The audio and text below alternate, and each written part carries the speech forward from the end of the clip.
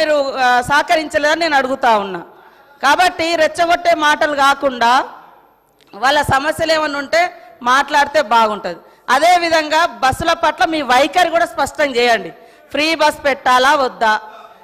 పెట్టడం మూలంగా ఎందుకు కడుపు మండుతుంది?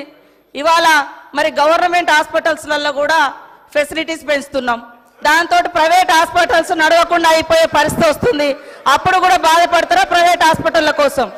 అదేవిధంగా మీ లెక్క ఇవాళ కొంతమందికే రైతు బంధు ఇచ్చి పేదోళ్లకు కడుపు కొట్టినట్టు కాదు, పేదోళ్ళను కూడా ఆదుకునే ప్రభుత్వము, అన్ని వర్గాలను ఆదుకునే ప్రభుత్వం కాంగ్రెస్ ప్రభుత్వం. కాబట్టి పదే పదే ద్వంద్వ వైఖరి మాట్లాడకండి, ఒకటే వైఖరి చెప్పండి. మీ వైఖరి బస్సుల విషయంలో ఏంటిదో గది ఒక్కటి చెప్పండి.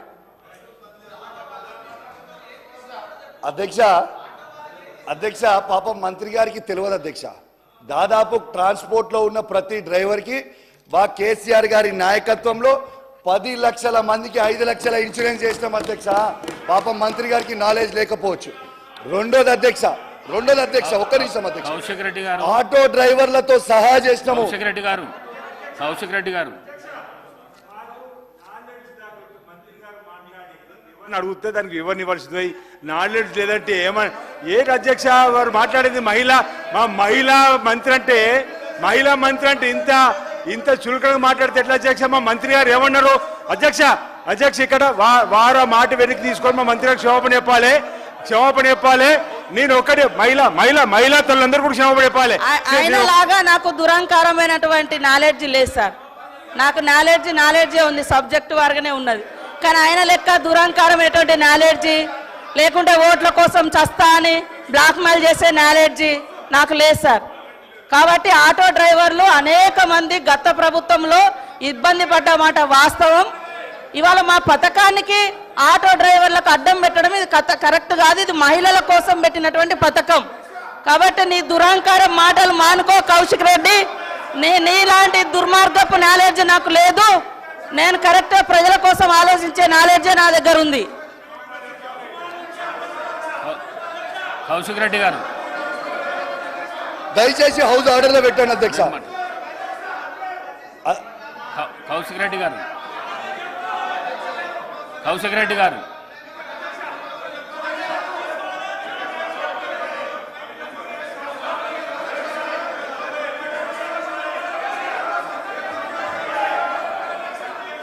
కౌశిక్ రెడ్డి గారు కౌశిక్ రెడ్డి గారు కౌశిక్ రెడ్డి గారు అధ్యక్ష కౌశిక్ రెడ్డి గారు అన్నది తప్పేమనుందా? One minute. నేను కొత్త సభ్యులు సరే, నేను కౌశిక్ రెడ్డి గారిని కోరుతా ఉన్నాను. ఒక గౌరవ మంత్రి గారిని ఆ విధంగా, దట్టు మహిళా మంత్రి గారిని ఆ విధంగా ఉద్దేశించి మాట్లాడటం సరికాదు. సరి చేసుకోండి, విత్డ్రా చేసుకోండి, క్షమాపణ చెప్పండి. ఈరోజు మేము ఎందుకు కోరుతామన్నాడు మొదటిసారి. సరే, మీరు చెప్దామని ఫ్లో ఆఫ్ లాంగ్వేజ్లో చెప్పుంటారు, దాన్ని సవరణ చేసుకోవాల్సిన బాధ్యత ఉంది. ఏం తప్పు చేసినా అంటే అది కాదు. దయచేసి మా యువ మిత్రులను కోరుతా ఉన్నాను తప్పకుండా, ఎందుకంటే ఈ అసెంబ్లీ సమావేశాలకు సంబంధించి ఏ విధంగా మనం మాట్లాడాలి, ఈ సభకు సంబంధించిన గౌరవాన్ని ఏ విధంగా కాపాడే ప్రయత్నంలో పక్కనున్న మా కేటీఆర్ గారు కూడా చెప్తే బాగుంటుంది, పక్కనున్న పెద్దలు గోపీనాథ్ గారు చెప్తే బాగుంటుంది, అనుభవం ఉన్న మరి మహిళా పెద్దలు మాజీ మంత్రివర్యులు సబితా ఇంద్రారెడ్డి గారు కూడా చెప్తే బాగుంటుంది. కొత్త సభ్యులకు చెప్పాల్సిన ధర్మం మీ పైన కూడా ఉందని మీ ద్వారా వారికి తెలియజేస్తా ఉన్నా అధ్యక్ష.